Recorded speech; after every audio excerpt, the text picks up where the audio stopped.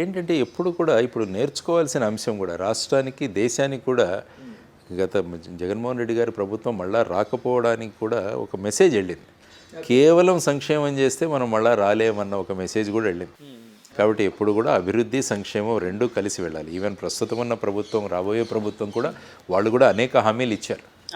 కాబట్టి వాటికన్నా ఎక్కువ ఇచ్చారు. కాబట్టి వీటిని నడపాలంటే ముందు అభివృద్ధి చాలా ముఖ్యం. అందుకనే అన్నాను, మన రాష్ట్రానికి అభివృద్ధి చాలా ముఖ్యం, పెట్టుబడులు చాలా ముఖ్యం. అందుకని ఇటువంటి ఆలోచించే వాళ్ళు అటువంటి మంత్రిత్వ శాఖలు తీసుకోవాలి అన్నది నేను అన్నాను అనమాట. రొటీన్ గవర్నెన్స్ కాదు ఇప్పుడు కావాల్సింది, అభివృద్ధి. తర్వాత మనం ఏ విధంగా పెట్టుబడులు తీసుకురాగలం అన్న విషయంగా మనం ఆలోచించుకుంటూ వెళ్ళగలిగితే అప్పుడు రాష్ట్రం ముందుకు వెళుతుంది అన్నది ఆలోచించాలి. సార్ ఇప్పుడు పూర్వాశ్రమంలో మీరు పోలీస్ కాబట్టి అడుగుతున్నానండి. యాక్చువల్గా ఇప్పుడు కొత్త గవర్నమెంట్ అంటే చంద్రబాబు నాయుడు గారు ఇంకా గవర్నమెంట్ ఇంకా టేక్ ఓవర్ చేయలేదు, అంటే తీసుకోలేదు, ఆయన ఇంకా ఆ పగ్గాలు చేపట్టలేదు. కానీ గవర్నమెంట్ అయితే ఏర్పడింది. సో రేపు ప్రమాణ స్వీకారం ఉంది. కానీ ఎప్పుడైతే గవర్నమెంట్కి అంటే ఎన్డీఏ కూటమికి యునానిమస్గా ఒక మెజారిటీ వచ్చిందో చాలామంది ముఖ్యమైన అధికారులని తప్పించడం అంటూ జరిగింది. ఫర్ ఎగ్జాంపుల్ డీజీపీ గారు, అలాగే ఎవరు ఇంటెలిజెన్స్ చీఫ్ సీతారామాంజనేయులు గారిని లీవ్లో పంపించడం జరిగిందని విన్నానండి, చూశాను, న్యూస్ అయితే చూశాను. అది ఎంతవరకు కన్ఫర్మ్ నాకు తెలీదు. ఇట్లా కొంతమంది అంటే అధికారులను తప్పించడం అంటూ అంటే పక్కన లూప్ లైన్లోకి పెట్టడం ఇలాంటివన్నీ జరిగింది. అంటే ఎందుకు సార్ ఈ ప్రాసెస్ ఎందుకు నడుస్తూ ఉంటుంది? అంటే వాళ్ళు ఇంతకుముందు గవర్నమెంట్కి కొంచెం ఏకపక్షంగా వ్యవహరించారన్న కారణం చేత కావచ్చు అంటారా? అధికారులు కూడా కొంత మర్యాద ఉంటుంది, ఓకే, ఒక లిమిట్ ఉంటుంది. అంటే ఏముందంటే మనం పార్టీ కార్యకర్తలు కాదు, ఎప్పుడు మనం రాష్ట్ర అభివృద్ధి కోసం వచ్చాం కానీ ఆ పార్టీ అభివృద్ధి కోసం రాలేదు. అందుకనే బ్యూరోక్రసీ ఎప్పుడు కూడా పర్మనెంట్గా ఉంటుంది. వీళ్ళు 5-5 సంవత్సరాలకు ఎన్నికలు ఫేస్ చేసి ప్రజల అభిమతం మటుకు వీళ్ళు రాజ్యంలోకి వస్తుంటారు, అధికారంలోకి వస్తుంటారు. కానీ బ్యూరోక్రసీ అనేది 30-35 సంవత్సరాలు సుమారుగా ఒక్కొక్కరు పనిచేస్తారు. అందువల్ల ఇందులో అనేక ప్రభుత్వాలను చూస్తారు, అనేక మంది వ్యక్తులను చూస్తారు. కాబట్టి వాళ్లకు మనం గైడెన్స్ ఇవ్వాలి, వాళ్లకు మనం చెప్పగలగాలి. చట్టం ఇలా చెబుతుంది, ఇలా చేస్తే ఈ విధమైన పరిణామాలు ఎదుర్కోవాల్సి వస్తుంది. అలా చెప్పింది పోయి చాలామంది ఏంటంటే వాళ్ళు ఏం చెప్తే అది చేయడానికి సిద్ధంగా ఉంటున్నారు. అది తప్పు. ఎందుకంటే రేపు ఏదైనా జరిగితే ఇరుక్కునే వాళ్ళు వీళ్ళే, అధికారులే. ఎందుకంటే మొత్తం మీద ఫైల్లో ఉంటుంది కదా, ప్రతి విషయం ఫైల్లో రాసి ఉంటారు అభిప్రాయాలు. మరి మీరు అది కరెక్ట్ కాకుంటే మీరు ముందు ఎందుకు రాయలేదని అడుగుతారు. కాబట్టి రేపు ఎప్పుడు కూడా అంటుంటారు, ఇన్వెస్టిగేషన్లో మనుషులు మాట్లాడరు, ఫైల్స్ మాట్లాడతాయండి. ఓకే, కాబట్టి ఆ ఫైల్ మీద మనం ఏం చేశాము, ఎందుకంటే పేపర్లో ఉన్నదానికి రేపు సమాధానం ఇవ్వాలి మనం. అందువల్ల ఏంటంటే బ్యూరోక్రసీ కూడా, యంత్రాంగం కూడా వారికి సరియైన సలహాలు, సూచనలు ఇచ్చి వారిని, ఎందుకంటే అల్టిమేట్గా రాష్ట్రం అభివృద్ధి చెందాలనేది చాలా ముఖ్యమైన విషయం. ఆ వ్యక్తి యొక్క కనుసన్నల్లో ఉండి మనమేదో పోస్టింగులు తెచ్చుకుందామని ఎవరు అనుకోకూడదు. ప్రతి పోస్టింగ్లో కూడా చేయడానికి ఏదో ఒకటి చేయొచ్చు, ఏ పోస్టింగ్ అయినా కూడా మీరు చేయవచ్చు. కానీ ఇక్కడ ఎలాగుందంటే మీరే అన్నారు, లూప్ లైన్ అంటారు, మీరే మాట్లాడారు. అవునండి, అవునండి, అదే నేను జనసామాన్యులు ఇంతకుముందు నేను చెప్పినట్టు మంత్రిత్వ శాఖలంటే ఇవే అన్నట్టుగా ఏ విధంగా అభిప్రాయం ఉందో, బ్యూరోక్రసీలో కూడా కమిషనర్ ఆఫ్ పోలీసు, లేకుంటే డీజీపీ, లేకుంటే ఎస్పీఎఫ్ డిస్ట్రిక్టు, లేకుంటే పోలీస్ స్టేషన్ ఇన్ఛార్జు, వీళ్ళు చాలా ముఖ్యమని అనుకుంటారు. కాబట్టి ఈ పోస్టింగుల కోసం ఈ రాజకీయ నాయకుల కనుసన్నల్లో మనం ఎలా ఉండాలి అన్నది చాలామంది ప్రయత్నాలు చేస్తుంటారు. అందరినీ అనను కానీ కొంతమంది ప్రయత్నం చేస్తుంటారు. దానివల్ల ఏమవుతుందంటే వాళ్ళు చెప్పిన విషయాలను మనం వినాల్సి వస్తుంది. వినాల్సి వచ్చినప్పుడు ఎప్పుడైతే ఇది చట్టబద్ధంగా చెబితే అది పర్వాలేదు, కానీ చట్టబద్ధత లేని విషయాల్లో మనం ఎప్పుడైతే ఇంప్లిమెంట్ చేస్తామో అప్పుడు ఇటువంటి పరిస్థితులు మనకు ఎదురవుతాయి. సో అందువల్ల బ్యూరోక్రసీ కూడా నేర్చుకోవాల్సింది చాలా ఉంది.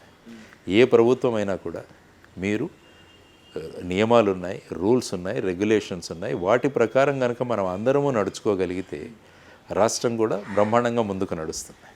కాబట్టి ఎందుకంటే కొత్త ప్రభుత్వంలోకి చాలామంది ఫస్ట్ టైం ఎమ్మెల్యేస్ వస్తారు. వాళ్ళు కొంతమంది మినిస్టర్స్ అవుతారు. వాళ్ళకు గవర్నెన్స్ ఇటువంటి విషయాలు తెలియవు. మేము చెప్పిందే అవ్వాలి అని అనుకుంటుంటారు, కానీ అవుతుంది. చెప్పింది మీరు న్యాయబద్ధం, ధర్మబద్ధం అవుతూనే అవుతుందని వీళ్ళు చేయాలి.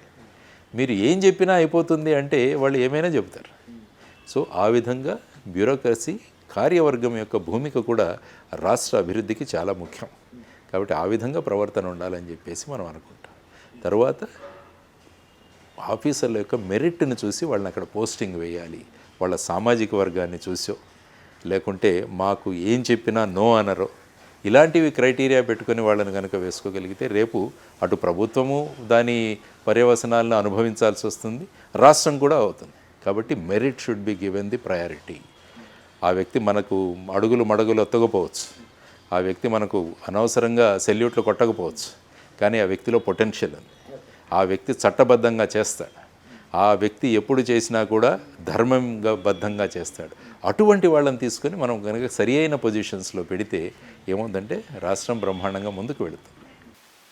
సార్, మన తెలుగువారైన రామ్మోహన్ నాయుడు గారికి ఇది ఏవియేషన్ మినిస్ట్రీ ఇచ్చారండి. అంతకుముందుగా అశోక్ గజపతిరాజు గారు ఇంతకుముందు ఆయన చేశారు. తర్వాత పెమ్మసాని గారికి అండ్ ఉక్కు పరిశ్రమల సంథింగ్ సహాయ మంత్రి ఏదో ఇచ్చారు. లేదు, ఆయనకి చంద్రశేఖర్ గారికి గ్రామీణాభివృద్ధి మరియు కమ్యూనికేషన్. అవునవును. కిషన్ రెడ్డి గారికో ఎవరికో గారికి గనులు, తర్వాత వచ్చేసి వర్మ గారికి హెవీ ఇండస్ట్రీస్, ఉక్కు, దానిలో సహాయ మంత్రిగా ఇచ్చారు. మన రాష్ట్రానికి 3, ఒక క్యాబినెట్, 2 సహాయ మంత్రులు వచ్చారు. అవును. నేను పెమ్మసాని గారిది వర్మ గారిది మార్చాను. సరే, ఈ ముగ్గురు అంటే మన రాష్ట్రంకి ఏదైనా చేయాలి, అభివృద్ధి చేయాలి అంటే ఏ విధంగా ఉపయోగపడే అవకాశం ఉందని మీరు భావిస్తున్నారు? నెంబర్ 1 ఏంటంటే రాష్ట్రం నుంచి ప్రాతినిధ్యం, అది నెంబర్ 1. కాబట్టి మనకు ఒక క్యాబినెట్, 2 సహాయ మంత్రులు ఉన్నారు అంటే ఆ క్యాబినెట్ మీటింగ్లో మన రాష్ట్రానికి చెందిన వ్యక్తులు అక్కడ ఉంటారు, అది నెంబర్ 1. తర్వాత ఏంటంటే ఈ మినిస్ట్రీస్లో అంతా కూడా వీళ్ళ కోఆర్డినేషన్ ఉంటుంది. సపోజ్ రామ్మోహన్ నాయుడు గారు రేపు ఏదైనా మాకు పోర్ట్ ఒకటి కావాలి అని సోనోవాల్ గారి దగ్గరికి ఒక ప్రపోజల్ తీసుకుని వెళ్ళారనుకో, క్యాబినెట్ కొలీగ్స్, అరే మన రామ్మోహన్ నాయుడు గారు వచ్చారు కాబట్టి చూద్దాం, ఆంధ్రప్రదేశ్ రాష్ట్రంలో ఏదో ఒక పోర్టు గురించో జెట్టి గురించో వచ్చారు, మంజూరు చేద్దాం. సో ఈ విధంగా కూడా ఉంటుంది. తర్వాత ఆయన ఫర్ ఎగ్జాంపుల్ వాళ్ళ అస్సాంలో కానీ ఎక్కడైనా ఎయిర్పోర్టో ఏదో ఒకటి కావాలి, వారు వీరి దగ్గరికి వస్తారు, వీరి విధంగా. కాబట్టి ఆ విధమైన కోఆర్డినేషన్ భూమికలో కూడా ఉండొచ్చు. తర్వాత సివిల్ ఏవియేషన్ మినిస్ట్రీ ఏదైతే వారికి ఇచ్చారో పౌరయాన శాఖలో కూడా ఇప్పుడు రాష్ట్రానికి ఇది, ఎందుకంటే మొత్తం దేశానికి సంబంధించిన మినిస్ట్రీ కాబట్టి వారు ఈ రాష్ట్రానికి సంబంధించిన వారు. కాబట్టి ఇప్పుడు భోగాపురం ఎయిర్పోర్ట్ ఒకటి వస్తుంది, అది కూడా త్వరితగతిన తీసుకెళ్తారు. తర్వాత విజయవాడ ఎయిర్పోర్ట్ కూడా ఇంటర్నేషనల్ స్టాండర్డ్స్లో తీసుకువెళ్ళడం. తర్వాత వచ్చేసి ఇంకా చిన్న చిన్న ఎయిర్పోర్ట్స్ ఎక్కడైనా డెవలప్ చేస్తూ దీన్ని టూరిజంతో కనుక లింక్ చేయగలిగితే మనం, అంటే ఈ పౌర విమాన శాఖ తర్వాత టూరిజం, ఈ రెండింటితో సమన్వయం చేసుకోగలిగితే టూరిజం పొటెన్షియల్ డెవలప్ అవుతుంది రాష్ట్రంలో. సో ఇలాంటి విషయాలు అక్కడ ఉన్నాయి. తర్వాత గ్రామీణాభివృద్ధి చంద్రశేఖర్ గారి దగ్గర, గ్రామీణాభివృద్ధిలో సుమారుగా గత బడ్జెట్ చూస్తే మీకు 1,56,000 కోట్ల బడ్జెట్. అందులో ముఖ్యంగా ఈసారి నిన్న తీసుకున్న నిర్ణయంలో 3 కోట్ల ఇళ్ళు నిర్మించాలన్నది కొత్త నిర్ణయం. కాబట్టి ఇందులో కూడా మన రాష్ట్రానికి కొంత కోటా వస్తుంది. తర్వాత 73, 74 సవరణలను బట్టి డైరెక్ట్గా గ్రామ పంచాయతీలకు ఫండ్స్ ట్రాన్స్ఫర్, అంటే గ్రామ పంచాయతీలు బ్రహ్మాండంగా తయారవుతాయి. సో ఇలాంటివన్నీ కూడా గ్రామీణాభివృద్ధిలో మనం తీసుకుంటాం. కానీ గ్రామీణాభివృద్ధి శాఖకి సంబంధించి ఒక మాట అయితే వినిపిస్తుందండి, అంటే వ్యతిరేక వర్గాల నుంచి. యాక్చువల్గా ఇతను చాలా కాలం నుంచి అమెరికాలో పెరిగారు, అమెరికాలో ఉద్యోగం చేశారు, అలాంటి వ్యక్తికి గ్రామీణ కోసం ఎక్కడ ఇచ్చారు, అసలు ఇలాంటి వ్యక్తికి భారతదేశంలో ఉండే గ్రామీణ పరిస్థితుల కోసం ఏం తొలుస్తుంది అని చెప్పి వైసీపీ నాయకులు కొంతమంది అంటున్నట్టు రకరకాల వైరల్గా కొన్ని మాటలైతే వినిపిస్తూ ఉన్నాయండి. ప్రభుత్వము, పాలన ఇదంతా కామన్ సెన్స్.